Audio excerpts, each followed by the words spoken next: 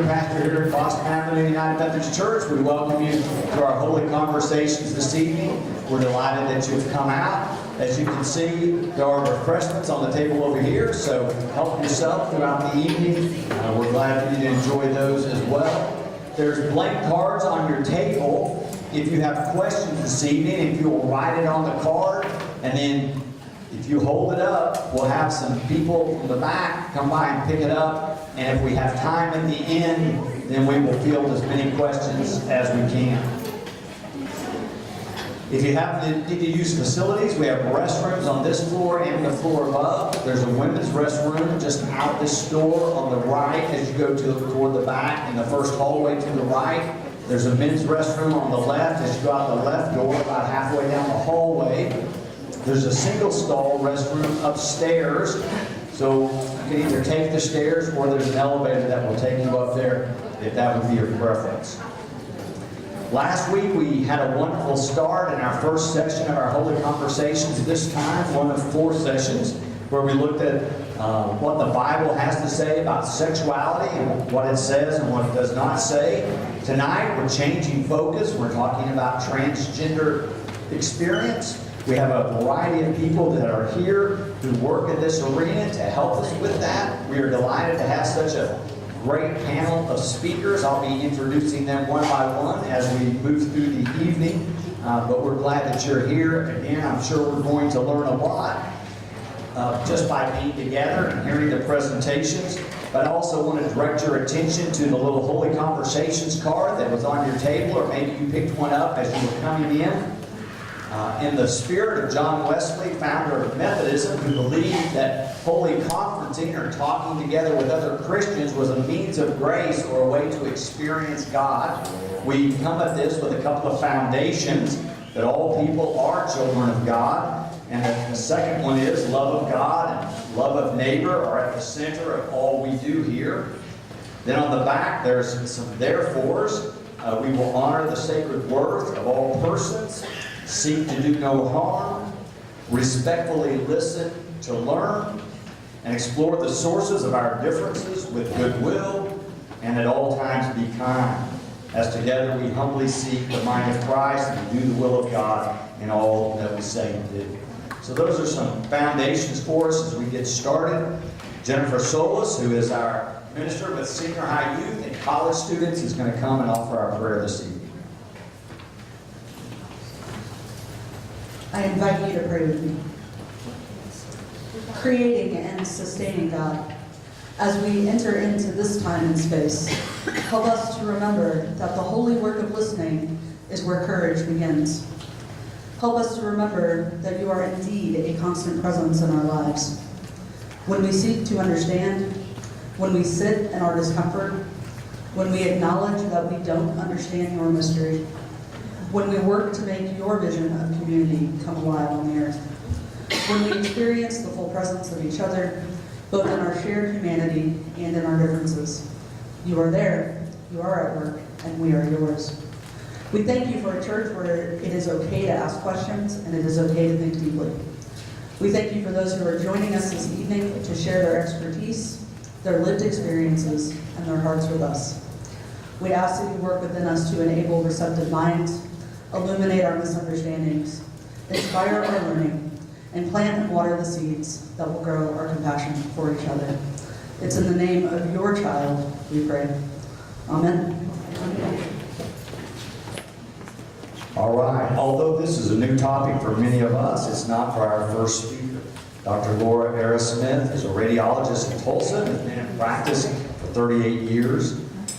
Dr. Arrowsmith received her medical degree from Kansas City University of Medicine and Biosciences and is a member of the World Professional Association for Transgender Health. For decades, Laura has provided medical care for transgender patients and been an active member of the transgender community.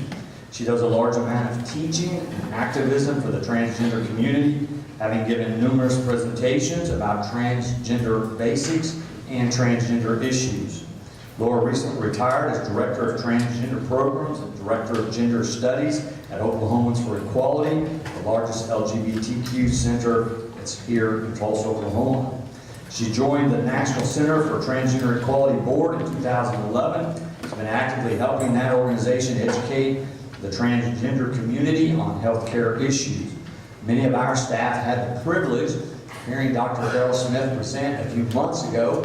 Came back and shared with me how very helpful and informative it was. I'm delighted that she was willing to make time to be with us this evening. Let's welcome Dr. Laura Arrowsmith.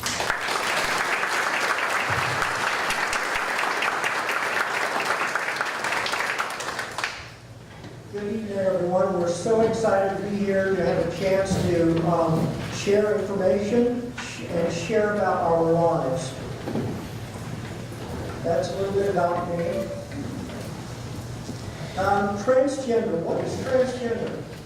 Transgender is an umbrella term for a bunch of people who have feelings about themselves as far as male or female or other that are different than the body that they're born in. There are a bunch of different ways a person can be transgender. Some people are transsexuals like me. I'll explain that a little bit more in a minute. Some people under the transgender umbrella identify as cross-dressers.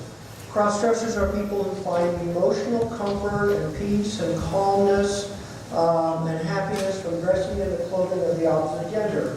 They may do this part of the time or quite a bit of the time, but they don't typically want to take any hormones or have any kind of surgery. This is just something they find emotionally comforting for them. Drag kings and drag queens are people who dress in the clothing of the opposite gender to do performances. Some people do this to make a political statement or for a political cause. Some people do this for performances, and some people do this actually to earn their living. Then we're seeing a huge increase in other categories that I've just listed a few. There are a lot more names and categories than I have room to show. But basically, these are people who feel like they don't want to fit into this gender binary that we normally think of only male and only female. They want to see themselves somewhere in this fluid middle, somewhere along this spectrum of gender identity. For example, someone who is androgynous doesn't want to dress either like male or female. They want to live their lives right down the middle. So their appearance, their clothing, their way of speaking is gender neutral. You look at them and you really can't tell, was this person born male or female? That's the way they're comfortable living their lives. They don't want to be called he or she, they want to be called they or them, even though that's not grammatically correct, but that's the current terminology. Someone who is genderqueer, for example, might have a full beard and feel comfortable dressing in a dress. That seems very, very foreign to a lot of us, but there are a huge number of people that feel like this. They don't have any reason to conform to gender norms that we typically think of. The term transvestite is up there because this is not part of the transgender community. Transvestites are people who are typically heterosexual males that derive sexual excitement from dressing in the clothing of the opposite gender. So it would be incorrect to call someone like me transvestite. So transsexuals are those of us who feel like the body that we were born with does not match who we know ourselves to be inside. Many of us want to do whatever's necessary to change, to create harmony between our body and our mind. A lot of us don't like the term transsexual, but we're going to stick with that for tonight's purpose.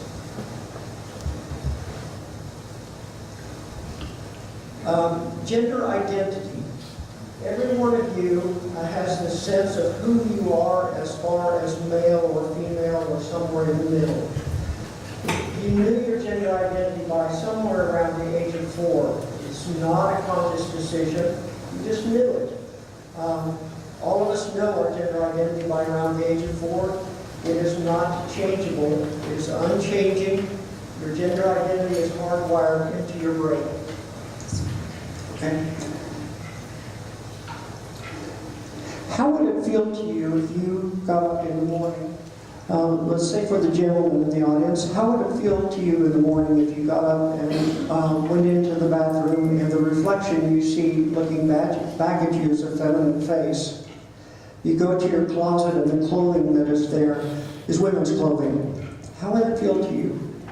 How would it feel when you went to work and you're being called a feminine name all day long? It would feel terribly wrong to you. That's kind of the way it is for us. We're feeling like we're not what matches what our external body is showing. And so it creates turmoil for us every day. It's there when we wake up in the morning, it's there when we go to sleep at night, and it never goes away. So that's how it feels for us. Who we are inside does not match the body that we have. And this creates a lot of distress emotionally for us, and that turmoil, this distress that we feel is called gender identity dysphoria. So let's talk about why this happens. Before we're born, while we're still inside our moms, our genitals will differentiate into either male or female genitals. We all start out with the same genital bud, and as time goes on in the pregnancy, they will differentiate into male or female. Later in the pregnancy, the brain differentiates into a male brain or a female brain. And I'm guessing those of you who have been married for quite a while realize that male and female brains don't work the same. Well, anatomically, they're different. So for most people, what body parts you have matches the brain that you have. So you have female body parts, female brain. Male body parts, male brain. So everything fits right. Everything is congruent. The term for that is cisgender. So I'm assuming that most of you in the audience are cisgender. Cisgender is the opposite of transgender. So sometimes things don't go right. Sometimes there are some hormonal imbalances that happen at the time the brain is differentiating between male and female brains. And the hormones that are typically involved in this are the male hormone testosterone or the female hormone estrogen. So being transgender is caused by a hormonal imbalance that happens before we're born at the time the brain is differentiating into either male or female brain. So by this time, the sex organs have already formed. We don't always know what causes this hormonal imbalance. There have been a couple studies that shows that maybe this is because of some chromosomal abnormalities. So for some of us, we're born with a male brain and a female body, or vice versa. So we call that transgender or transsexual. How many transgender people are there? We don't really know because a lot of us don't share that in our daily lives. But we think that about 1.4 million transgender adults in the United States. And based on what we're seeing in the professions, there are probably at least that many transgender children and teens, and probably way more. So, as some of you know, the singer Lady Gaga had a song a few years ago, Born That Way. Lady Gaga got it right. Transgender people are born this way.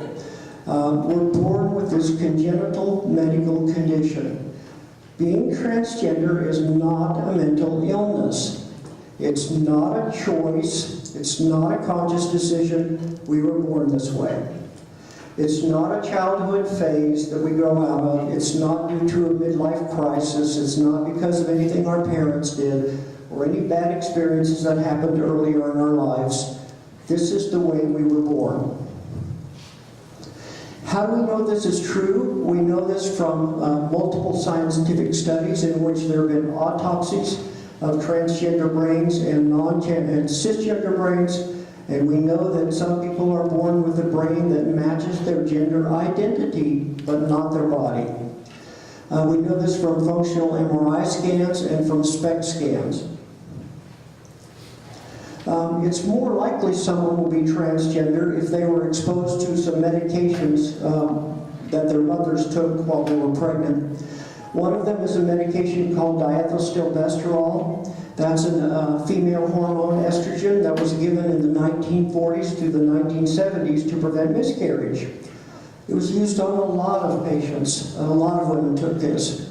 By the 1970s, we started realizing that a lot of babies that were exposed to this medication were being born with abnormal genitals or being born transgender. So this medication is not used anymore, obviously. If you're one of identical twins, there's a higher chance one of you will be transgender. Anyone think of an example of this? Anyone know the actress Laverne Cox on Orange is the New Black? She was born one of identical male twins. She's transgender. If you're autistic, there's a higher chance that you will be transgender. If you are in a family that has one child who is gay or lesbian, there's a higher chance that another one will be trans. And also conditions in which the mother has undergone extreme emotional distress seems also to be a causative factor. Transgender people have been present forever, throughout history, in all cultures. This is nothing new since the internet came along. Some cultures value transgender people. Some of the Native American cultures in particular recognize transgender people as shamans or leaders in the community because we have insight into both male and female. Transgender people can be little children. Yes, little children do know. Teenagers, young adults, old adults, all ages.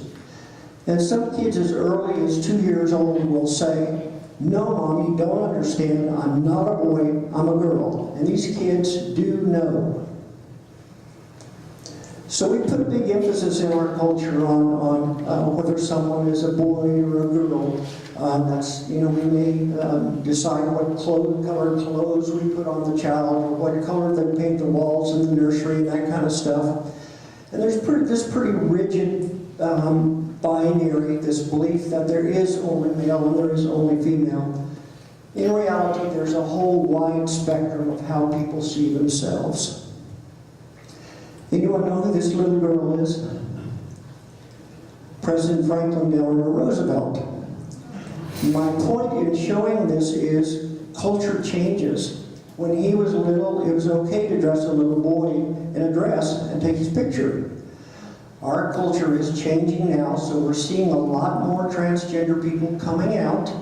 We're seeing a lot more people who are saying, "I don't want to conform to these gender norms of male or female. I want to be human, me, and that's all I care about." So, gender identity and sexual orientation are two completely different things. They're unrelated. Gender identity, again, is that sense of who you are inside as far as male or female or somewhere in the middle. Sexual orientation refers to who you find emotionally or sexually or romantically attracted to. So we like to say that sexual orientation is about who you want to sleep with. Gender identity is who you want to sleep as. So in years past, medicine thought that they could fix transgender people by changing the brains. And they would try to do this with electroshock therapy, massive hormone doses, psychiatric therapy, psychiatric hospitalization, frontal lobotomy, all of these things. None of that works. So we finally figured out we changed the body to match the brain. We cannot change the brain to match the body. Dr. John Money was a psychiatrist practicing at Johns Hopkins Medical Center in the 60s. He was sent a patient who was born a little male boy, and something went horribly wrong while they were doing this child circumcision. The little boy's penis was destroyed. The parents had no idea how to raise this child now. So they ended up going to see Dr. Money, and Dr. Money said, "Well, we're going to treat this child as a girl. We're going to raise her as a girl. We're going to tell her she's a girl. We're going to reward her for everything she does female, and she's going to be fine." And Dr. Money started treating this child this way and wrote these glowing reports about how well this was working. The problem is, it wasn't. These reports were falsified. This child was miserable. This child, as soon as he reached the age of 18, majority, he reverted to living as a male. He eventually went on to commit suicide because of all of this turmoil that was in his life. So, like I said, they tried to fix us. So let's summarize this. Sex is the parts we typically cover up with our clothing, our anatomic parts. Gender identity, again, is who we are inside. Gender expression, or gender role, is referring to how I choose to show the world who I am.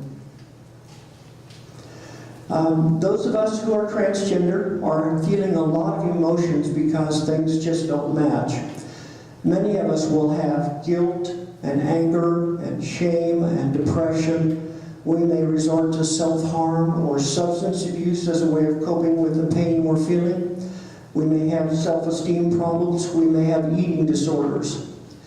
This next line is shocking. 40% of transgender patients have attempted suicide. Not contemplated, attempted suicide. So gender identity dysphoria, this distress, this emotional pain we're feeling arises from the fact that who we are inside doesn't match our body. And then we're living in a society who doesn't understand or accept that. So there's an organization called the World Professional Association for Transgender Health. It's an organization, it's an international organization composed of doctors and mental health people who are dedicated to caring for transgender patients. And this organization has created a document that outlines what kind of medical and mental health care we need. It's called the Standards of Care. It describes what sort of mental health counseling we need to help adjust to all of these feelings we're feeling, what kind of medical and surgical treatment we need, and then guidelines for our everyday life. I'm not going to talk too much about the mental health part because we have another speaker that's going to do that much better than I can. So let's say if you're transitioning, if you're birth-identified male, and now you're transitioning to female, you know yourself inside to be female. There are two medications that are typically given. The first one is the female hormone estrogen. The second medication is a medication that blocks the production of the male hormone testosterone, and it's typically a medicine called spironolactone. And these medications are very, very strong, and they result in pretty tremendous feminization of the body. So many parts of us change. There are also a bunch of surgeries that are available. Not everybody wants all of these surgeries. Not everybody can afford all of these surgeries. Not everybody needs all of these surgeries. Some people have some health problems or other problems that prevents them from having any of these surgeries done. So some of them are what we used to call sex change. The proper terminology is gender affirmation surgery or genital reconstructive surgery. Some people born male have a very prominent Adam's apple, so we want that removed so that it makes it much easier for us to pass when we're out in public. We won't be detected as easily as if we're being trans. There are also surgeries that will change the shape of the bones of the face. These are very feminizing changes, and it makes it a whole lot easier for us to pass. Hormones will cause some breast development, but it varies how much from person to person. So some patients will have breast implants put in. Some patients are not able to have the whole complete genital reassignment surgery, so they may just have the testicles removed. That's what an orchiectomy is. The advantage of that is you can stop taking the spironolactone. It is enough surgery to allow you to change the gender marker on your driver's license or your birth certificate. Every state has their own law on whether you can change those gender markers or not. There are also some voice feminization surgeries that are available. If you're transitioning from male to female, there are a couple things that hormones can't do. One of them is it can't change the voice. It can't feminize the voice. The second thing it can do is remove facial hair. Body hair, yes, but not facial hair. So that has to be removed. So there are some surgeries that are available to feminize the voice. They don't work really well. So this is Dr. Christine McGinn. She's a friend of mine who is a plastic surgeon practicing in Pennsylvania. She does the genital reassignment surgery. She is the second transgender woman to be doing the transgender surgery. So from time to time I'll hear people say about transgender people, well, you can look at them and you can always tell. You can tell. How many of you would look at Dr. Christine and say, yeah, she's transgender? So if you're transitioning from birth-identified female to male, there's only one medication that needs to be given, and that's the male hormone testosterone. The trans men also have various surgeries are available. Most of them do not want to have breasts, so those will be removed. Sometimes they will choose to have the uterus and ovaries removed. There's a procedure called metoidioplasty. One of the things that testosterone does is it causes the clitoris to become enlarged. And a metoidioplasty is a surgery that releases the clitoris from its surrounding tissues and creates a small penis. Some patients will also have a phalloplasty, which is creation of a male organ from other available body parts. Here are the problems that we face. We get kicked out of our housing. We get fired from our jobs. Oftentimes our marriages won't survive. We may have trouble with maintaining child custody or even child visitation rights. It may be hard for us to change our ID documents. We are victims of hate crimes. I'll go into that a little bit more in just a minute. Healthcare is a real problem for a lot of us, and being transgender in public places is often tough for a lot of us. So I'm one of the lucky ones. The lady on the lower right is Dr. Marcy Bowers. She's a gynecologist in California. She's the first transgender woman to be doing the transgender surgery, and she did my surgery. That's me back before red hair. The man is my son. I'm blessed because 3 of my children have not rejected me. One did, but it often happens that our family kicks us out or rejects us or refuses to see us. Here's the problem for us, especially in Oklahoma. 33 to 50% of us, depending on which study you read, have been told, I'm sorry, we don't take care of you kind of people. It happens all the time. It's happened to me multiple times by my own peers. I'm sorry, we won't take care of you. Some of this is because they think they don't know how to take care of us, and some of it is just strictly prejudice. We don't want to be involved with you. 50% of us report that when we can find a doctor who will take care of us, we have to teach them what to do, how to take care of us, and I've had to do that multiple times. We're often victims of physical assault, verbal assault, sexual abuse in doctors' offices. There also is an issue of inappropriate curiosity. People are curious what we have underneath our clothing a lot of times, or who we are. So I've had friends be in an emergency room and they've noticed kind of a steady trail of nurses and doctors kind of coming in to stare at them as a matter of curiosity. It's inappropriate. Here's a problem for us also. In all of the states shown here in red, it's perfectly legal to fire someone for no other reason than they're transgender. So that is a major problem.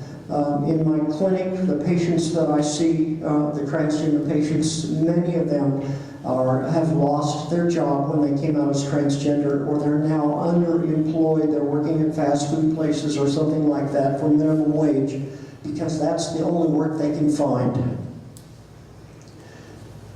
A little bit more statistics about the employment issues. A lot of us get verbally assaulted, even sexually assaulted, denied promotion, etc. Here's a big problem for us. A bunch of the different state legislatures have proposed bills that would say you have to use the bathroom that matches your birth sex or your birth certificate. So a lot of us have been denied access to a bathroom, a public bathroom. 55% of us don't use a public bathroom out of fear for being assaulted or rejected. 32% of us don't eat or drink all day long so that we don't have to go to a bathroom. We see this especially in the transgender children and teens. They don't want to have to go to the bathroom during school time because they don't feel safe, so they don't eat breakfast, they don't drink all day long, they don't eat lunch, so they don't have to go to a bathroom.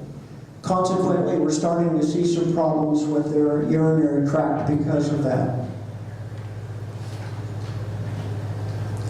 So this is an example of a trans man, someone who was birth-identified female who is now transitioned to male. These laws that are being proposed by these state legislatures would say this trans man has to use the women's room. How well do you think that's going to go for him? How many of you would feel real comfortable with someone who is looking like him with a deep voice and a beard and everything coming into the women's room? So here's the problem with hate crimes. We've had 7 transgender women of color were murdered in the first 2 months of this year. I think we're now up to 21 transgender people murdered, so far this year as victims of hate crimes. The last one was recently in Missouri, and a transgender person was killed. And these crimes are often way over the top violence. This person in Missouri was stabbed multiple times, body parts cut off, burned, and then buried. So it's way, way over the top sort of violence against us. So if you're around a transgender person, here's some of the common courtesies for us. It's inappropriate to ask us whether we've had the surgery. I don't ask you about your genitals. Why is it okay for you to ask about that? Also, please note that we may not have had our name changed yet, or we may not have had all of our documents changed yet.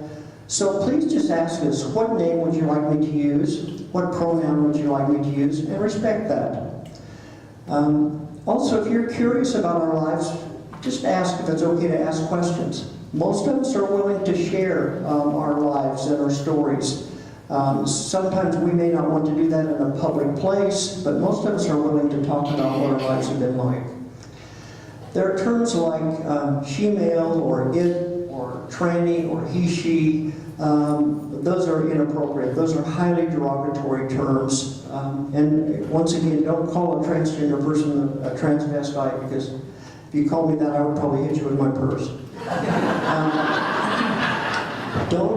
Don't share a transgender person's history without their permission. This is a medical condition. Being transgender is a medical condition. So you are basically violating the Privacy Act if you share our medical information with anyone else. Don't do it. It's not appropriate. And if you're talking about cisgender people, don't call them real men or real women as opposed to us. So we need your help. We need for you to be allies for us.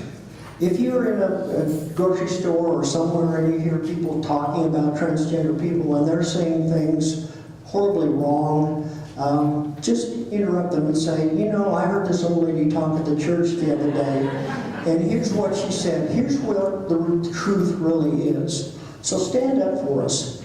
We need a bunch of legislation that prevents discrimination for us.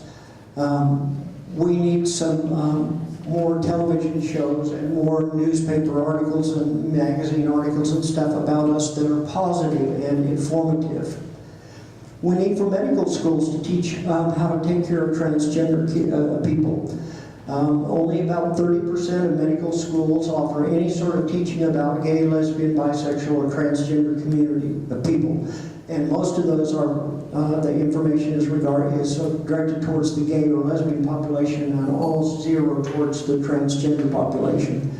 So we're graduating more and more classes from medical schools and have no idea how to take care of us. We also need policies in schools that let these kids be themselves. These kids know who they are, and they need to be allowed to live in their desired gender role. So that's a lot of information real fast. Yeah. Any questions?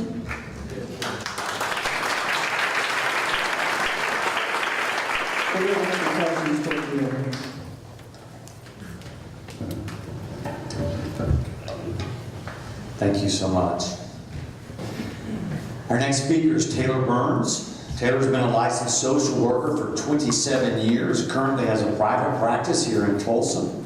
He specializes in working with transgender youth, teens, adults, and their families. He currently co-leads a support group for parents of transgender children and a group for transgender men. He provides training, consultation services, and supervision groups. His work experience includes being a lead wilderness instructor of a 30-day wilderness course for delinquent boys, clinical and administrative director for dual diagnosis services to Alaska Native families in Nome, Alaska, chief of social services at the Alaska Psychiatric Institute in Anchorage, Alaska, and executive director of the Alaska chapter of NASW. As an advocate for GLBT youth and families, he's contributed thousands of hours volunteering, training, creating change in mental health agencies, nonprofit groups, and professional organizations. He's currently married and living in Tulsa, Oklahoma.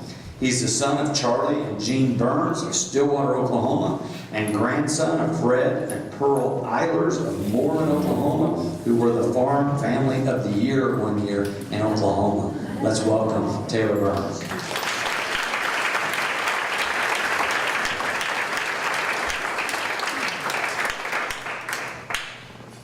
I'm going to see if I can wander a little bit. I usually don't talk about being from a Farm Family of the Year, but when Sally Kearns introduced the bill about conversion therapy, and we had to go to the legislature, one of the trainings they put us through as a social worker was when you introduce yourself, think about what's powerful in your introduction. And I have to admit that when you go to the legislature and talk to either legislators or their assistants and you say you're from a Farm Family of the Year in Oklahoma, they perk up. So I decided to leave it in. Anyone that knows me knows about my love and passion for Alaska, and I can't help but put my pictures in here so it'll be a little bit of a wake you up, and also just brings a little joy to my heart. Hope it will be to you too. My family traveled around Oklahoma. My dad was a county agent and then a district director, and we moved around from Tulsa to Stillwater to Enid and back and forth, but mostly in and out of Stillwater a lot, so that's where we call home. And I was raised in the Methodist church there in Stillwater, and I think most of you would consider me a believer. And my closest relationship, after when you're a teen, you're supposed to question everything and question your parents and your beliefs, and I did that. And somewhere after college, in the middle of one of those outdoor trips, I was in Colorado alone by myself in a sleeping bag at night, staring at the stars, having a conversation, and that's where I think I got my best connection. So I heard a gentleman say one time, "What are you doing when you feel closest to God?" And I thought to myself, "I'm outdoors." And then the speaker said, "Well, do more of it." And that's what I do. When I want to be close to God and have a conversation, I'm outdoors.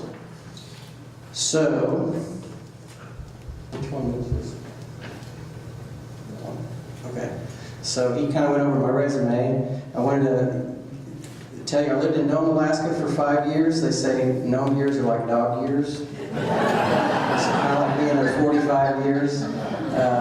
So yes, I was there for 5 years. That's frozen ocean there. They say it didn't get cold till November. That's when the ocean freezes. And if you watch the show Bering Sea Gold, I was there before they started doing that in the winter. They were just doing gold mining in the summer when I was there. This is my staff on a staff training. We did a blanket toss, and they said that's not for us to be able to see the whales, it's for the whales to be able to see us. So I learned there to think outside the box, and I've been thinking out the box ever since. I moved back to Tulsa in 2005, and the next year, I think it was, Laura suggested that I go to a training in Atlanta, Georgia in 2010. I was working at Shadow Mountain, but I also had a private practice, and once you have one transgender person wander through your door and they have a good experience, then they tell your friends, so more and more people started coming. And I thought, well, eventually I will have seen everyone, right? I will see everyone, because surely there can't be that many people. But they just kept coming, and they started coming younger. And so Laura suggested I go to WPATH, which World Professional Association for Transgender Health. They meet about every 2 years, and they review all the research that's going on around the globe. And so it was the closest it will probably ever be in our lifetime, was in Atlanta, Georgia. And so I called the Equality Center, and they agreed to pay my way based on the fact that I would lead a group for them. We've been leading groups ever since. So I went to Atlanta, Georgia. When you go to one of these workshops, it's 5 days long, 4 tracks wide, and I went to everything I could on children and adolescents. When you go to a 1-hour presentation, they're reviewing 4 research projects, and since it's from around the globe, you have to listen very intently to different languages, right? They're speaking English, but usually you really have to concentrate, so I found myself being very exhausted at night. I got to go again in 2014 to Bangkok, Thailand. Again, 5 days long, 4 tracks wide. I went to everything on children and adolescents. And then in Atlanta, Georgia, they've since decided to try to certify therapists and working with transgender people. And I thought, well, I know a lot, but I want to be certified. So I went last year in 2016 in January to a 4-day training. They haven't really solidified the certification process yet, so I'm not certified, but no one's certified yet. But I'm trying to keep up with the process. One of the things I learned about the training in Georgia was that Laura and I, when we're given time, we do a really good job of training, because when I went to the training, I can honestly say I don't think I learned anything new, but I learned some new ways to train. But Laura and I have a really excellent presentation, and we go around and train. She gets us in the door to the medical centers, to doctors, where we teach every year to OSU's sophomore class. She goes to nursing classes. I talk to therapists. We're doing presentations all the time. We just did a nice presentation for the Zaro Symposium on Thursday. So I'm going to go over just a little review, because I want you to, they say you only hear about a third of what you're told, right? And that's if it's a good day. So we're going to just cover some things real quickly so that it'll stick in your brain. So there's a difference between gender orientation and sexual orientation and your natal sex. She covers that really well, but I just want you to think about that again. So one word that almost all my teenagers, when I come in and ask them what their sexual orientation is, almost all of them say pansexual. What does that mean? How is that different from being bisexual? They would say, and again, our younger generation, I consider myself an old guy now, but the younger generation is creating words. So if you ask someone on the East Coast versus the West Coast versus North Tulsa versus South Tulsa, you're going to get a different description.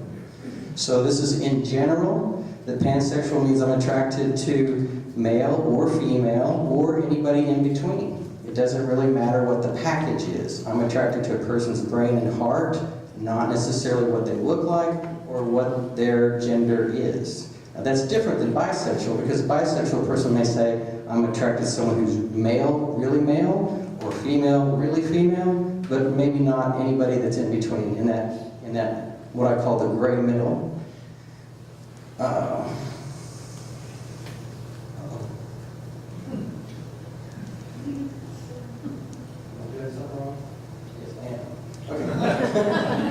So when someone is going through a process, we call that transitioning. And if someone is out in public and no one can tell that they're transitioning, we call that passing. So sometimes in therapy we'll talk about, are you passing 100%, 50%, 70%? Where are you? What is your perception? What do you think? And the word stealth means I'm passing so well that people don't know, and maybe I don't want people to know. Right? So some people choose to go stealth the rest of their life. So some people move cities, some people move across state lines, some people change jobs. So there are degrees of stealthiness. Sometimes in group we talk about degrees of stealthiness. So maybe I don't want to be out to the world, but maybe I'll be out to my very close friends, or maybe I'll be out to my family, or maybe just my really inner circle, but for the rest of the world I'm not going to be out as a trans person. That doesn't totally identify, not identify me, but it doesn't define me, right? So if we're saying not everyone in the world needs to know. So I suggest to clients that they try to pass and then try to give themselves a year to be stealth. See what it feels like to be stealth for a year, because the world treats you differently, totally differently. All right? There really is a difference in how people treat men from women, how people treat women from men. So people that are moving from male to female, Laura can talk about this, is that her status as a male and then moved to female, she lost a part of her voice, right? She lost her respect at work. Male privilege was gone, right? If you sit at a table, then your voice as a male is stronger than as a female, and she felt it. Almost every person will describe that. The other direction, if you're going from female to male, maybe you've been trying to get an idea across at work, trying, and as you transition, you go, oh, you know what? Seems like my ideas are getting through. People are listening to me. Right, before that, they just breeze it over, and if a guy said it, they go, oh, that's a great idea, right? So it goes both ways. So if you leave here with one thing tonight, just one thing I would wish you would take with you, is that being transgender is a medical condition. If that's the only thing you take home, I'll be happy. It's not a psychiatric disorder. So it was approved as a medical condition in 2010, based on 150 research projects from around the world, and it has an effective treatment, which is to transition. All right, so there's a medical code. If anybody knows about coding, you have to have a code to be able to bill something as a medical condition. It has a code, and we can bill for it, and some insurance companies will pay for it, and some won't. So in my world, the kind of Bible of the mental health condition is called the DSM.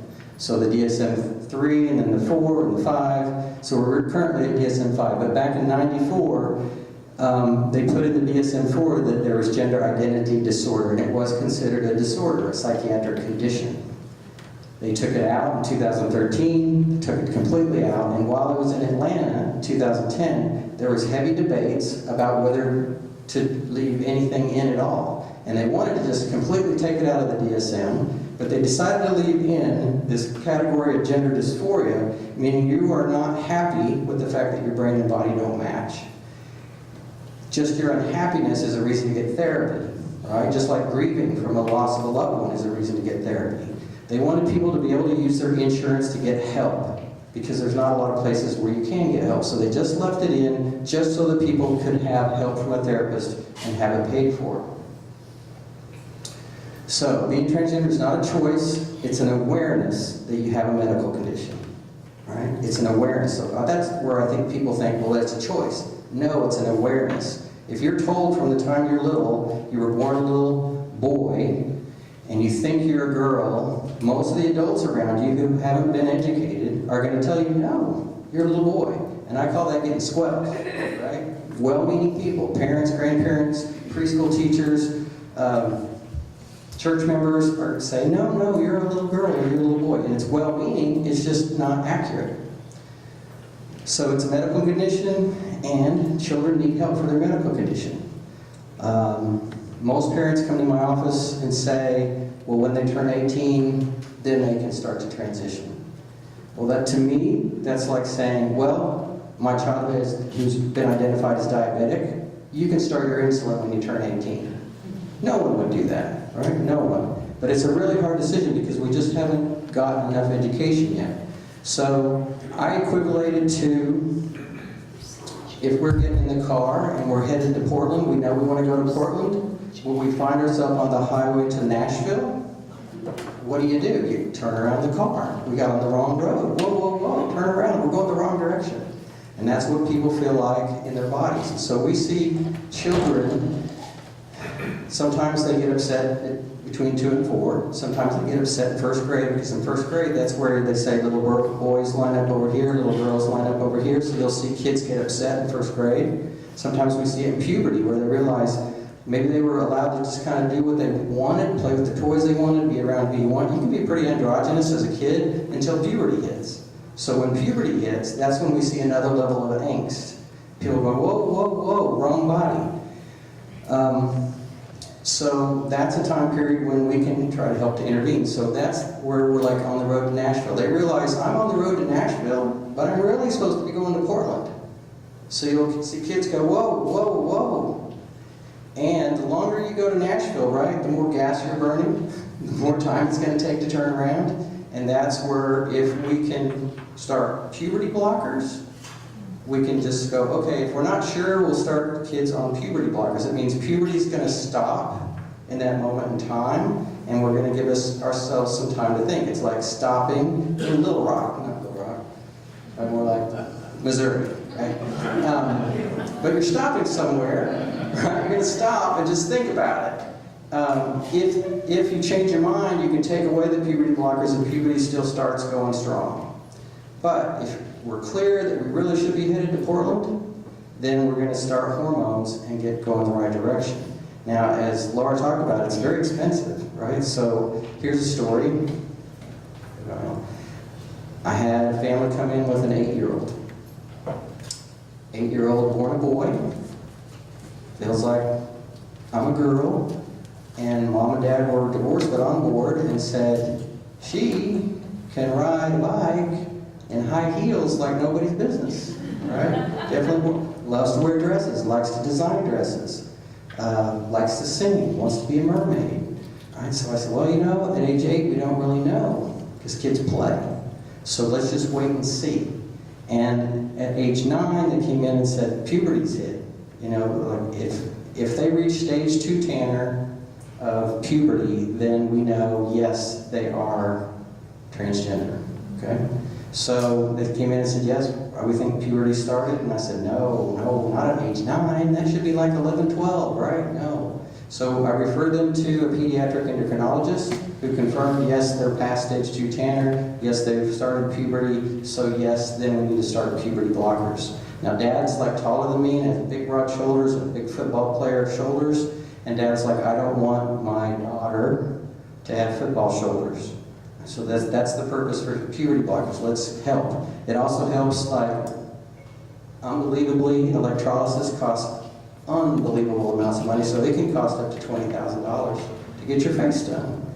So it's like, if we start you properly as a child, get you medical treatment early, then maybe you can save $20,000 on your face. So, yes, I just kind of got ahead of myself.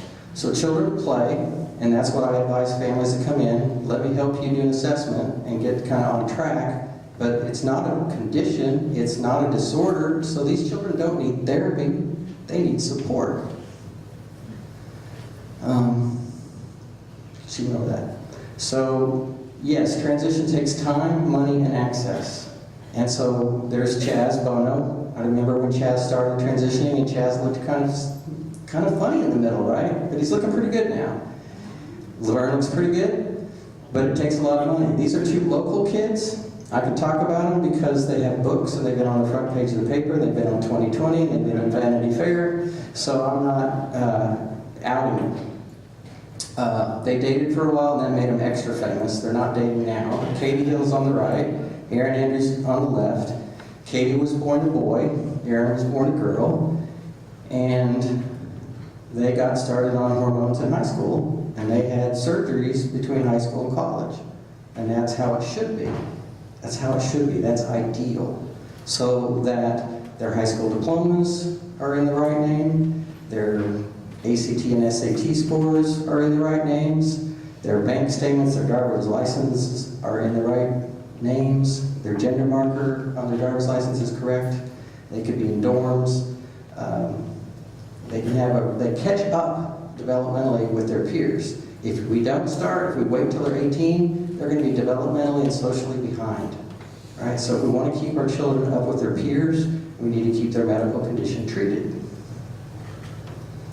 So there is access to financial support. I think this is one of the things that parents worry about. How can I afford this? This is just totally unobtainable. Not true. The Affordable Care Act covers surgeries in 6 states. Closest one to us is Colorado, and they cover good surgeons. 75% of the Fortune 500 companies offer an insurance plan that covers surgery. And companies here in Tulsa that I know of are Capital One, DirecTV, Apple, Starbucks, American Airlines, and Blue Cross Blue Shield. Starbucks, you only have to work 20 hours a week, part-time, and you get full-time benefits. So it's my new favorite company, not even drink coffee. You can also get a loan. You can get a loan, a healthcare loan, to help. So it is affordable.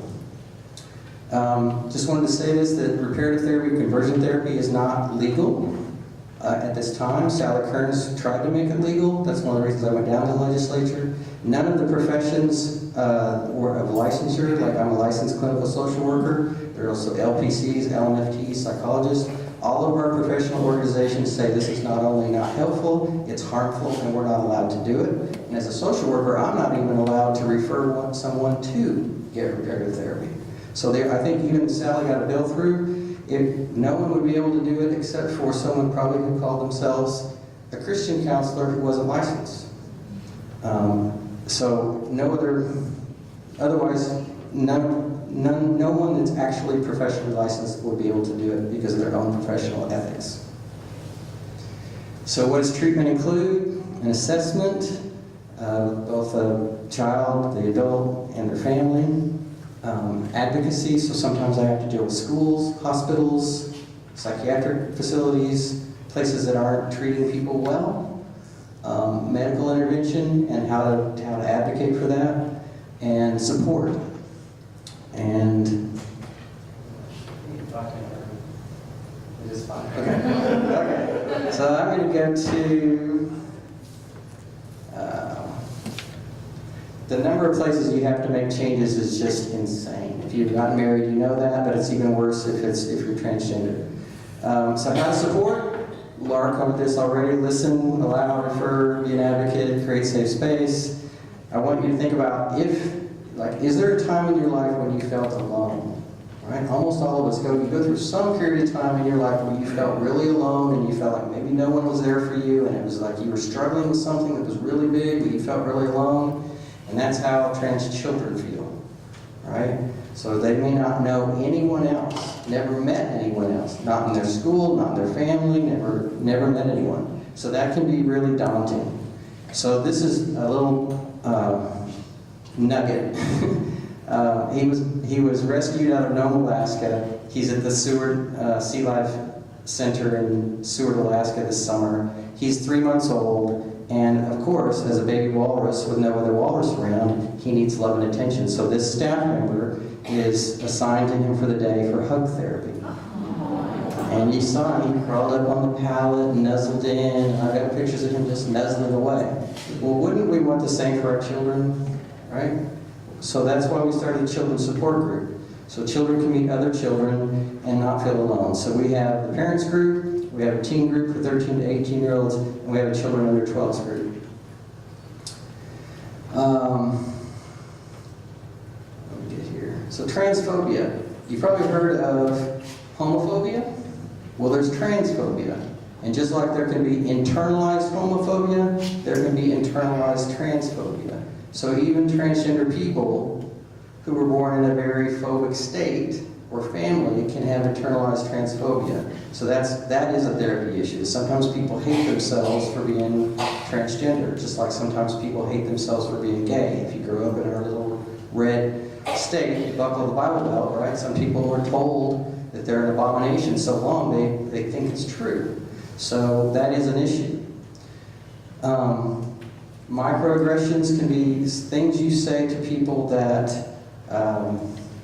are well-meaning, but some of these are not well-meaning at all. These are things that have actually been said by people in my office that people said to them. So you'll never be a real boy or girl, right? That's been said. A psychiatrist told someone, yes, my dog thinks he's a human too, but that doesn't make it real, when they said I want to transition. In an inpatient facility, someone was there was saying I really don't need to be on the girls unit. You're a girl, you bleed like I do, you'll never be a man. That was said to a teenager by a tech on an adolescent unit. Things are said all the time. So, one of the things you can do if you chose to get on board with us is not in your advocacy is there's a municipality index score. Tulsa got a whopping 35. That's up from 0. Now, if Dallas can get 100, I think we should be able to get 100. But that's just on transgender issues and how we as a city are protective of transgender rights. We're only at 35. So I think we could do better on that score. It's not real serious things. Laura talked about bathroom issues. You're already doing a really good job. There's a set of principles. I can't pronounce this, but you can look it up online, and I gave a copy. It's about transgender rights and human rights, and that's all we're asking for. So it's an international set of rights that was developed in 2006, and it's just about basic human rights, the ability to be yourself in places. So, the National Center for Transgender Equality is the best website in the world. The Human Rights Campaigns is a great place to consult their indexes, including hospitals and healthcare. I think this is a shame. In Oklahoma, we don't have any hospitals that are even ranked. I think they're scared to take the survey because they know they'll do poorly on it, so they won't even take the survey. Stonewall Democrats in Oklahoma just got up and running. It's been defunct for 10 years. So it's up and running again, and that's an organization that is going to fight for our rights. And of course, the Dennis Arneal Equality Center with our friend Toby. So here's my last slide. You can never cross the ocean until you've had the courage to lose sight of the shore. And thank you for being a very, very, very courageous church family.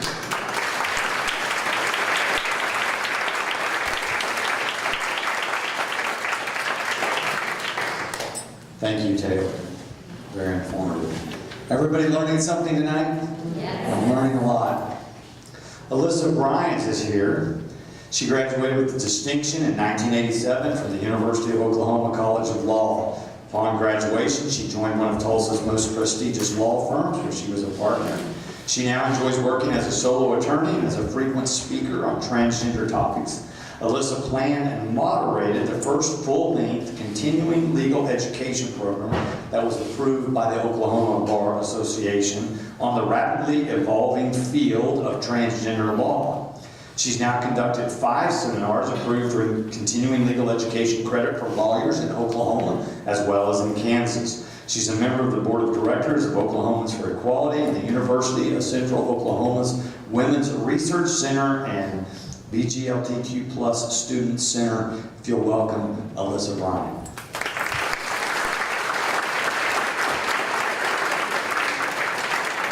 Thank you so much, and thank you for having us here. I can't tell you, when I started to come out, I could not have imagined, that I'd be coming to churches. I thought I was going to have to go to Portland, So I stayed here for my daughter, and I'm so glad that I did. And you're a part of it. Oh, hi, Toby. I didn't see you back there. So I've been a lawyer since basically forever.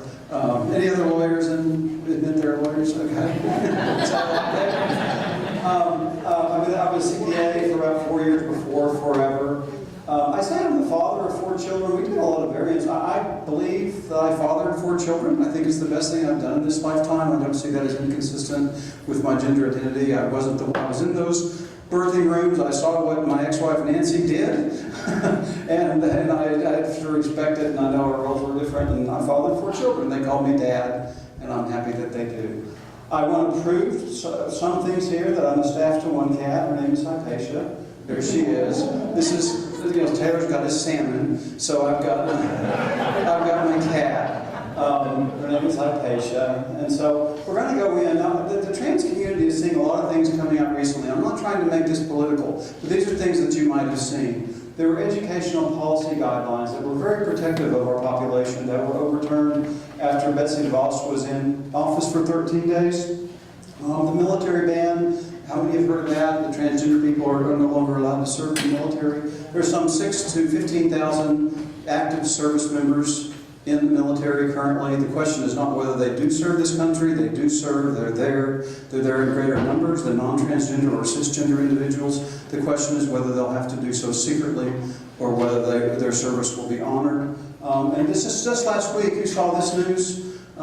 This is what we see come across our Facebook feeds, and it hijacks us. Emotionally we see it. Basically, just last week, there was a statement that the law does not ban transgender discrimination. And that's the part I want to get to. Talking about the law to lay people, my purpose is not to make you lawyers, but I want to tell a story and do a little bit of a deep dive in the 15 minutes that I have on one aspect of discrimination law, so we can think about the rules that we have in our society and how they impact populations such as this. If I were to go through the laws that have changed in the last, we'd be here a long time. That's what's happened since February 22. I'm not going to go there. I'm going to stay here. And the question, the holy grail of trans law, which is my thing now, which actually is a thing, trans law is the thing, is whether discriminating against a transgender person because they are transgender, is it sex discrimination? Is trans discrimination sex discrimination? That's the question I'm posing to you. And this is a 54-year story that starts with the Civil Rights Act of 1964. If the answer to that question is yes, then it doesn't matter that Oklahoma may matter, but not as much, if Oklahoma doesn't have its own state-specific law, because Title VII of the Civil Rights Act of 64 will protect us. Title IX of the U.S. Educational Amendments of 1972 will protect us. The Fair Housing Act will protect us. Now shout out to the Tulsa City Council, which in 2015, Toby led the effort, and by a vote of 8-0, had a city ordinance which protects against housing discrimination for sexual orientation, gender identity, and gender expression. Mayor Bartlett signed that bill rapidly. I don't know if other cities have that in the state, but Tulsa deserves a lot of props for providing that. But if it's sex discrimination, we also can be protected in health care. But we got to start at the beginning with this question. And it's not so much a legal question, it's a question of history as a nation. One of the best things that we've done in this country is pass the Civil Rights Act of 1964. We all remember why we had it. We were in a period of turmoil that kind of resonates somewhat, a dissension of disagreement in society like we have, not like we have today. There were fire hoses being turned on children, dogs being set on children. Martin Luther King gave his eloquent speech. JFK proposed comprehensive civil rights legislation. 250,000 people marched on the Capitol, but some stood in the way at the time. Representative Smith said no. He was an avid segregationist. He bottled it up in the Judiciary Committee. But then JFK died, not too far from here, on November 22 of 1963, and Lyndon Johnson took to the joint session of Congress. And he said there would be no more fitting eulogy than to pass comprehensive civil rights legislation. But you will note, if you read through this, that there's no mention of sex discrimination. Why? Because women's rights were not going to be protected at that point. And so as we talk about the protection of transgender rights, I think it's important to realize that at this point in time, women were not going to be protected. Trans or cisgender women were not going to be protected. If we defend our rights only as far as ourselves, then we find ourselves on a ledge, right? And so the story that we're telling here is about pushing the rights forward so more people are protected, including ourselves. How did sex discrimination become unlawful? Do you remember this guy, the guy blocking the bill? Well, it was a Saturday, February 8th of 1964, Representative Smith, an avid segregationist, stood up on the floor of Congress and proposed to add sex discrimination to the Civil Rights Act of 1964. It was a segregationist that said sex discrimination would be illegal. Why? Well, he wasn't necessarily serious about it. Here's the actual congressional record where he adds sex to the various parts of the bill. And he says, I'm very serious about this amendment because, he gives a real grievance being the potential of spinsterism because of this imbalance between the genders. We'd had two wars, the 40s and the 50s, there was an imbalance. And there's laughter. Representative Martha Griffiths of Michigan was not amused. And she said, I presume that if there had been any necessity to have pointed out that women were second-class sex, the laughter would have proved it here today. 3 times, Representative Smith said, I'm really serious about this. And they were laughing on the floor of the House at the notion that women would be protected from discrimination in the employment place. So the question that we have today, and by the way, this is a joke or gambit that backfired. It passed in the House. After 57 working days in the Senate, it passed. It went to the Senate shortly before it was signed. 3 civil rights workers went missing in the South. That's the sacred ground on which we're talking about today. The march of our country towards civil rights. And it's holy ground in a very real way. Here's the signing. This is what the face of power looked like at that time. I think this may have been a woman back there. I'm not entirely sure. The Supreme Court has not strictly construed this bill. They, for example, have said male-on-male sexual harassment can be sex discrimination. Now, those gentlemen were probably not worried about male-on-male sexual harassment, right?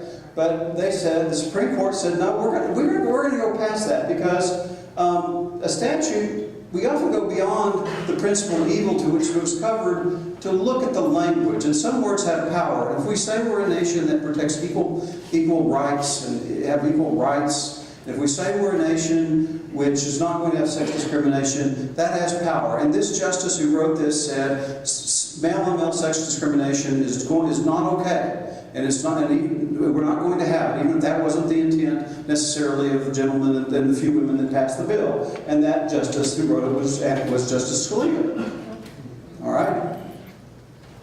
So, what about, can you discriminate against someone by saying, I'm going to fire you because you don't match my stereotypes for a race? Can I say, you know, I just think you're not Asian enough. I thought I hired an Asian. I thought you'd be better at math. Can I say, you act too black? No, that would be wrong. We know that would be racial discrimination. But what about gender discrimination? What about gender stereotypes? Can we fire someone because they don't fit the stereotypes of their gender? Can we fire someone because, in your opinion, for a man, they act too feminine? Can we fire someone because, in your opinion, as a woman, that person acts too masculine? The Supreme Court, it took 25 years to address this issue, and that was in the Hopkins case. Price Waterhouse, so you know, with the recent Academy Awards fame. Ann Hopkins has secured $25 million for the Department of State. Price Waterhouse had 662 partners, and she was going to be the 8th of the 663 partners that were women in the firm. But, and this was in the partnership approval process, they wrote, they didn't just say, they wrote and said that she was macho, overcompensated for being a woman, should take a course at charm school, and also swore too much. This is what a supporter said. This is someone arguing for her. She's matured from a tough-talking, somewhat masculine, hard-nosed manager into an authoritative, formidable, but much more appealing lady partner candidate. So that's what those are supporters. She's not that bad. She's not that masculine. She's a lady. The partner that put her partnership on hold said she needed to learn to walk more femininely, talk more femininely, dress more femininely, wear makeup, have her hairstyle, and wear jewelry. So just change everything about you, you know, and then we'll think about it. So the question before the Supreme Court was, is that okay? Can the employer be that intrusive, given that we have a Civil Rights Act that says we can't discriminate on the basis of sex? And the court said, absolutely not. We can't do that. We're beyond that day when we could match stereotypes to the gender and discriminate on that basis and expect people to live up to the stereotypes of their gender. And Congress intended to strike at the entire spectrum of disparate treatment between men and women resulting from sex stereotypes. Well, did they really? You know, I don't know whether they did, but words have power. What we say, we tell our kids this, words hurt, words help, they heal. And these are healing words for our country. So we have this language again that says we're going to go beyond the intent and look to what really the principle, what the statute says. And that was Justice Scalia. So this is my favorite show. So I ask you, my favorite show in the world. So I ask you, If an employer fires me, I'm a trans woman, male to female. If an employer comes to me and says, Allie, you're fired, I learned you're transgender and you're fired. All right? But then, if but for my chromosomes, if my chromosomes had been XY instead of X, oh, actually I had it wrong, XX instead of XY, he would not have fired me. Is this discrimination on the basis of sex? In other words, I'm here, I have, you know, at least I try, you know, to present female, but yet, if I had X chromosomes, he wouldn't have fired me. So how can that not be sex discrimination? Also, if he views me as male, suppose he just says, I don't buy this transgender stuff. You're a man, Allie, and he views me as male. Well, isn't he then saying that I am walking too femininely, talking too femininely, wearing makeup, wearing jewelry, actually, yes, jewelry, and much more of the things Price Waterhouse wanted to require of Ms. Watkins. So in other words, are they not firing me because I do not match the simple binary stereotypes associated with the group of people who have XY chromosomes? So this is the battleground that we're on. And 5 of the circuit courts in our country have said this logic holds, that this is sex discrimination, that transgender people are protected. And so I like this headline. Actually, I had one that said, this is dead wrong. But the last minute I didn't go with that, I put that in. But merely because that's what's said doesn't mean that's what the court's going to ultimately rule. It's up in the air, we'll see. But the idea is to try to say, not just do we have a right to sue someone, but morally, ethically, we have a consensus, don't we, in the society that sex discrimination is wrong, just like we know that race discrimination is wrong? If this is sex discrimination, should we be firing and treating transgender people such? We've had a 54-year history with the Civil Rights Act that will also play out with Title IX in schools, that will play out with the Fair Housing Act, and I think as a society, I hope that we will accept that view. Once again, after I had this picture, I want to have some, the mental sorbet of my cat, just to freshen it up. And again, my purpose is not to make lawyers of you, but I hope you enjoy the fact that none of our rights are guaranteed, and we were a whisker from women, trans or cisgender, not being protected at all. And yes, we've had to fight 54 years to protect transgender men and women, but it's worth it, and we're not going to stop. Thank you.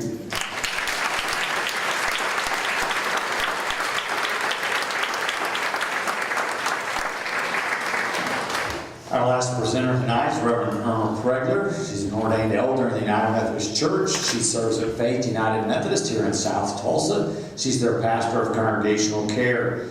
Before that, she had a job with Public Service Company of Oklahoma for 23 years in engineering and marketing. She graduated from Cameron University in Lawton, Oklahoma with a bachelor's degree in organizational communication. When she felt the call into ministry and changed careers mid-career, she went to Phillips Theological Seminary and graduated in 2005 with her Master of Divinity. She's married and has 2 children, 2 grandchildren, and 2 old dogs, she says. Her oldest child is 40, lives with his family in New Jersey, and is a partner at a law firm in Manhattan.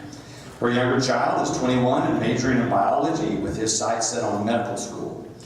She says the 2 old dogs, Sparky and Diego, are just eating and sleeping their way through a pretty easy life at her house. Erma and her husband are parents to a healthy and happy adult transgender child and open to helping other parents by sharing their story and experiences. Erma will also be retiring from ordained ministry on January 1, 2018, and is looking forward to more time with her family, especially her granddaughters. But she's leaving all the doors open for what phase 3, as she calls it, of her life might present concerning her work and career. We're delighted that she agreed to come and share her story with us tonight. Let's welcome her.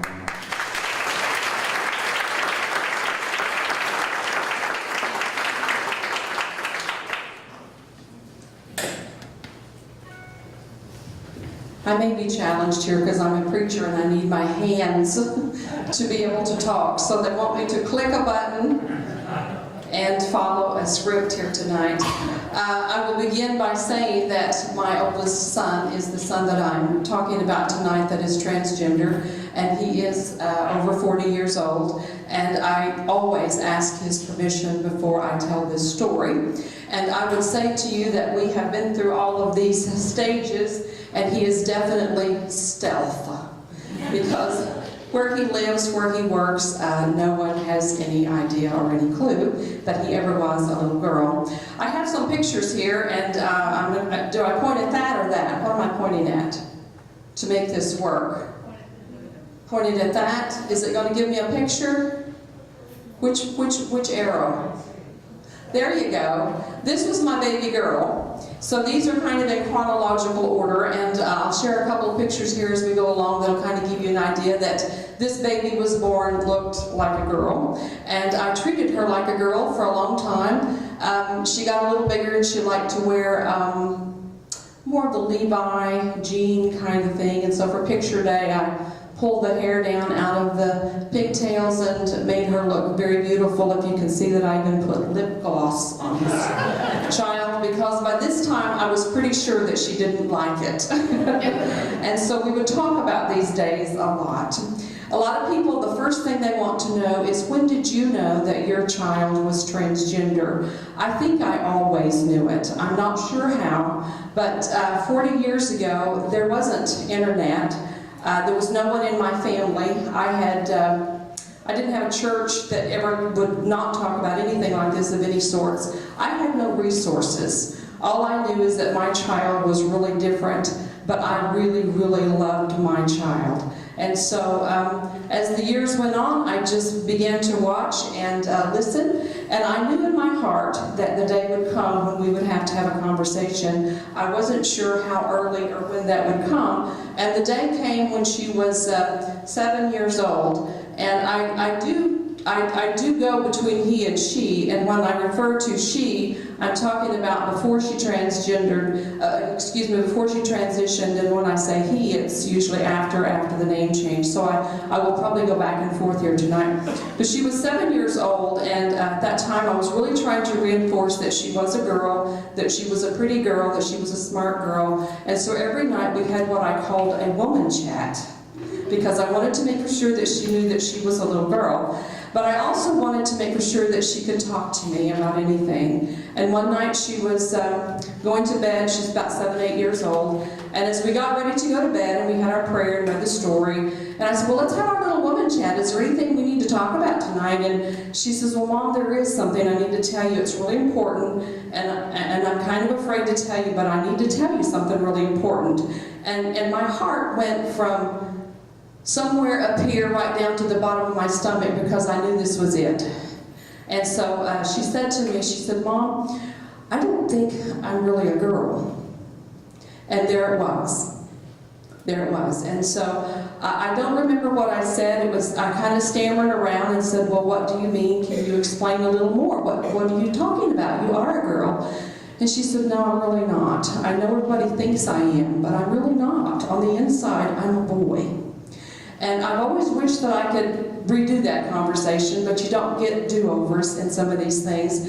So I kind of stammered along, and I said, well, you know, you'll feel different when you get to be 12, when you get to be 13, and, you know, you'll kind of grow out of this, and you'll feel better, you'll feel different. And she said, no, I won't. I think the smartest thing I said then was, well, it doesn't really matter, because I love you just the way you are. God loves you the way you are, and that's all that really matters. So we'll talk about this again. Honestly, we did not actually talk about it for a very long time. And so in our house, we didn't talk about it. I, of course, was very aware of it. My husband was very aware. We knew between us that our child, I didn't even know the word transgender. Can I just admit that to you? I didn't even know that word. I just knew that my child did not want to be a girl, did not feel like a girl. And so our real concern was raising a healthy child. We wanted our child to be healthy, wanted our child to be safe. One of these charts that you put up here with those ratings, Lawton, Oklahoma was on there, really low. We lived in Lawton, Oklahoma. There's crazy people in Lawton, Oklahoma. And some of them were in my family. And so we held was pretty close to us, okay? But within our family, it was okay. And moving along here a little bit, because I've only got 15 minutes, I think the first time that she passed, I learned that word tonight, the first time that she passed to be a boy was in 6th grade. I think it was about the one before this one right here. They had a substitute teacher, and the substitute teacher was there for like a week, wasn't she? There about a week. And this child was persuasive enough, he's a lawyer now. He was persuasive enough in the 6th grade to get all the other kids to go along with this. And so for a week, the substitute teacher thought that she was a boy. And when the teacher came back, she was also a member of our church. She called me, and boy did she tell me what an awful parent I am. Your child is really, really in trouble. You're going to be in trouble if you don't get control of this child of yours, because this is not going to end well. And I think I said something like, you teach the class and I'll raise my kid. And that's your job. So I think that was the first time, pretty good friendship, but I think that was the first time that I stood up for my child's rights. And we laughed about it at home, but I said, let's don't do that again this year, okay?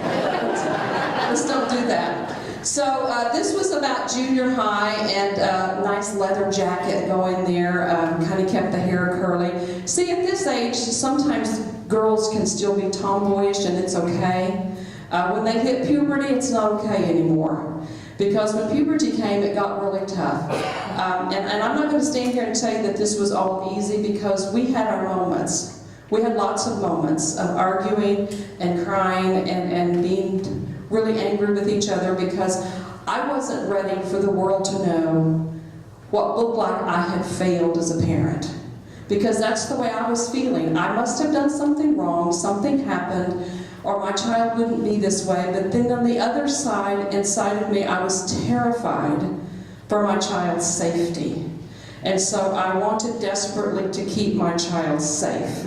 So at home, we were okay, and I always let her pretty much wear whatever clothes she wanted and that sort of stuff. And on into high school, I think then a lot of the kids probably thought she was lesbian. I think I did. I didn't have another word for that. I knew she liked girls, and it was becoming really obvious to us that we were headed down a road. We were going somewhere. I just didn't know what it was. And I really didn't know what to do, so we just kind of hung on for the ride. This is my child at I think he was 20 at this time, and I'm just going to put a little plug in here. We are United Methodist, and so being a minister, our child was able to go to Oklahoma City University on some scholarship, and that was good. But even gooder than that, better than that, Oklahoma City University was a good place. It was a safe place for our child to be. And so for 4 years, he got to be and act who he wanted to be. Now, the first year he had to live in the girls' dorm. He said, Mom, this isn't right. Just not right. And so I said, just be careful. Behave yourself. You have to live in the girls' dorm for a year. So he did. After the first year, we moved him out to an apartment so he could live somewhere else, because he was a girl living on the Oklahoma City campus, doing quite well and thriving.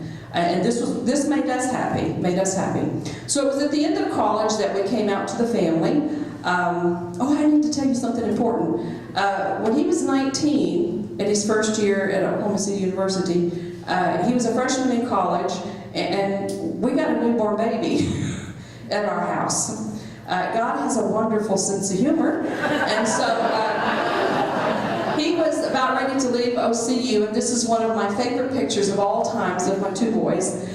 He was my oldest son. This was his senior year at OCU. He was working as a bartender, and this color of hair gets you more tips. So he was making pretty good tips, putting himself through college, and his little brother just absolutely adores. Did then and still does, adores his big brother.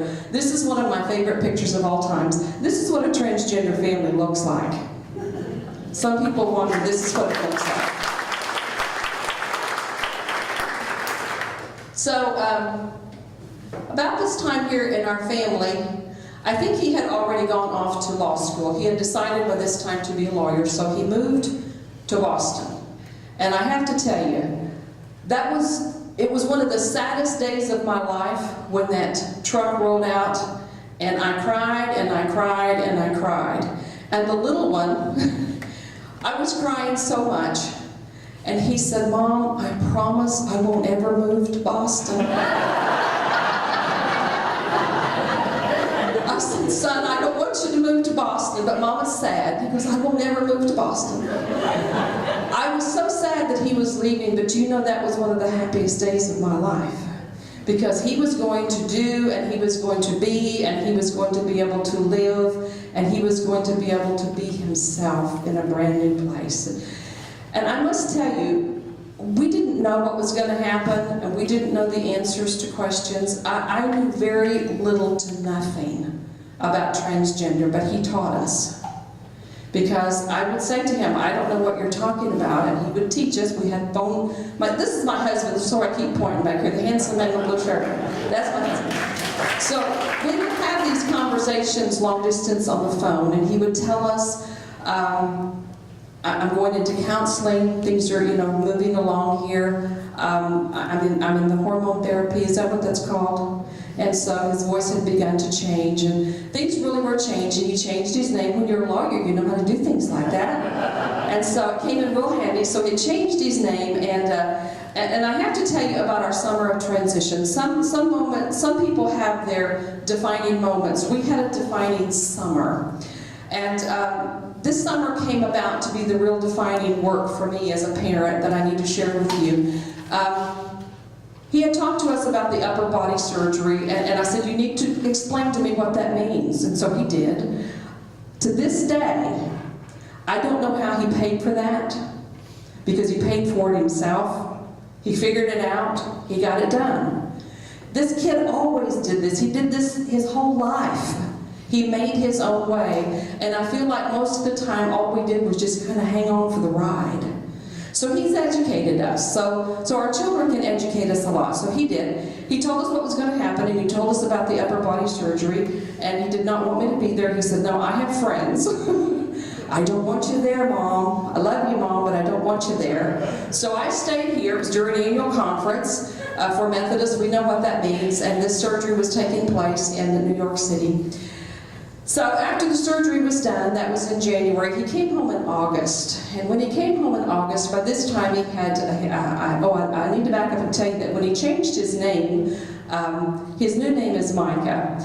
And so when he changed his name, and I put that in the Christmas letter, and I used the pronoun he, my mom called one of my sisters and said, "What is she talking about?"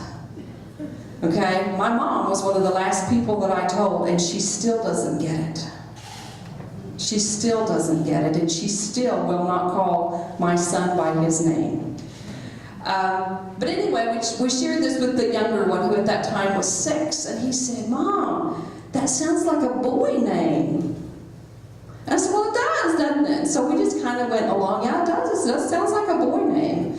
But that summer when he came home, because he would come home about 4 times a year when he was living in Boston and New York, he came home, and he had had the upper body surgery, and I had not seen him.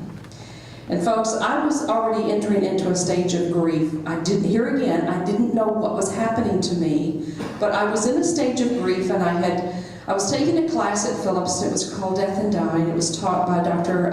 Reverend Leslie Penrose. And so she said, "I want you to work with grief. I want you to work with death and dying this summer. And I want you to create something for me that has something to do with grief. Do not write a paper. Do not write a paper," she said. "I don't want to read any papers. I want you to make something. I want you to create something. Do something that tells something about grief." And so I was in the middle of that. And he comes home having had this upper body surgery, and I had not seen him. And so the 2 boys, the big brother and the little brother, they want to go swimming in the backyard. We don't have a swimming pool. We had a little plastic tub. So they were filling this with water and going to go play outside. And my grown child walked out of the bathroom without a shirt on. And it's the first time I'd seen him. And it was this mom. And I looked at him and I thought, oh my gosh, how handsome you are. And I said, I just need to touch you. I'm his mom. And he said, if you need to, go ahead. And so I did, and I hugged him. And the little one that's 6, he goes, Micah, you have hairy legs. I think you've turned into a boy. So it was just such a moment, I have to tell you, and I have had to work with that. So by the time summer was over and I was working on this project for Leslie Penrose, I created a scrapbook. And it was the most therapeutic thing I could have done for myself. I went back through some of these photos that I'm showing you here, and I began to look, and it was so obvious to me. So obvious. And so we just worked with it that summer, and I brought the scrapbook if anybody does need to see it or would like to see it. So I have that for you to look at tonight. This is my 2 boys on the right side. This is the oldest one, Micah, and that's our son Andrew. He grew up a little bit, didn't he?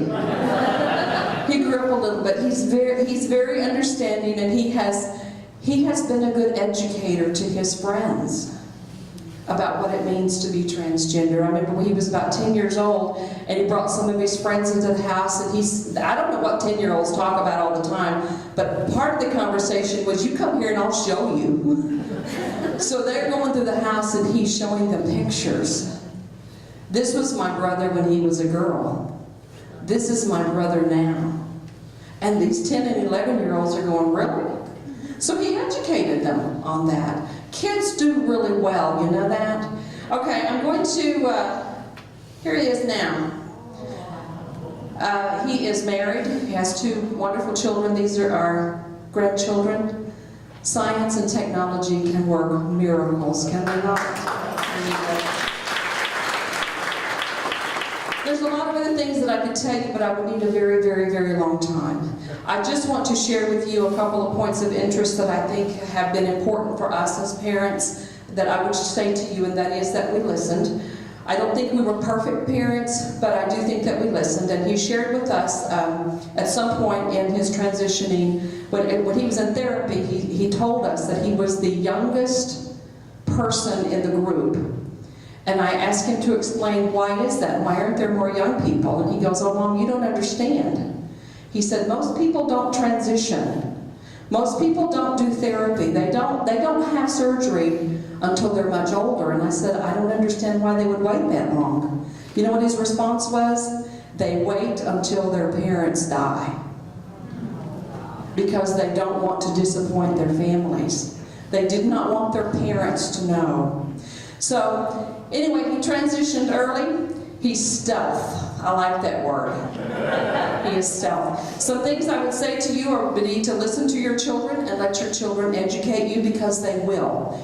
He does. He still educates me. I would say to you that along the road, there are some relationships that you will have to let go of. There are some people that you just don't need.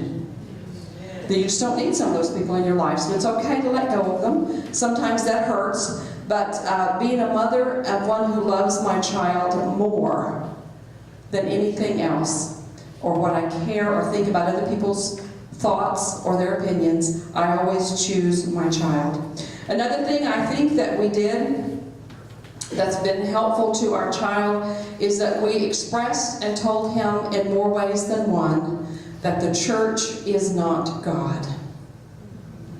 God is not the church. The church was not helpful to my family. I will say there was one instance where the church was helpful, and that was when he was in the youth group, and the youth director called us and said, you need to come and speak to me because there is an issue with your child that you need to know about. The long story short is he was drinking alcohol. She was drinking alcohol. And he said to us, there's always a reason that a child this age drinks alcohol. And so that introduced us to family counseling, which we went to. Family counseling was helpful to us, and that it helped us to learn how to communicate. It taught us how to be able to talk to each other and be respectful in communication. That also came in handy later in high school when we went back, when he was coming out and going to college. We again entered into family counseling, which was here again to help us to learn how to be a family through all of this. I'm just going to stop now because I don't know what else to say, but I would sure be glad to answer any questions you have.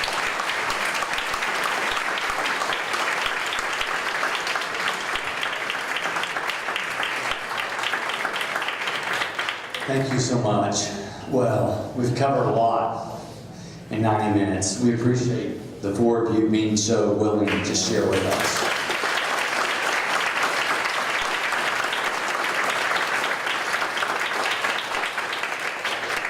Pretty sure there probably are some questions, but since we're already over a few minutes, and we have another session next week, if you have questions, if you'll hold your hands up, Sarah and Haley will grab those.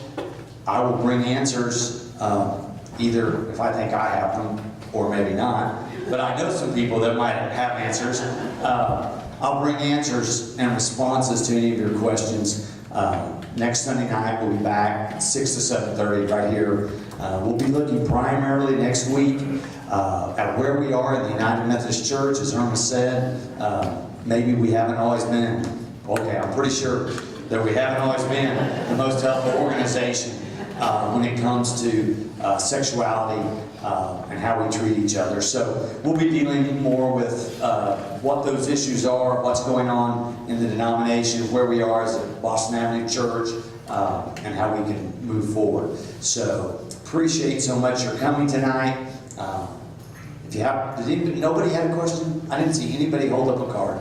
We have a question, one there, one there. Bring them out the door. That's Haley in the purple t-shirt, and Sarah kind of in a greenish blue, something, what would I call that? They'll be at the doors. You can hand them your questions, and we'll get back with you. Thank you so much for coming. Go in peace. Bless you all.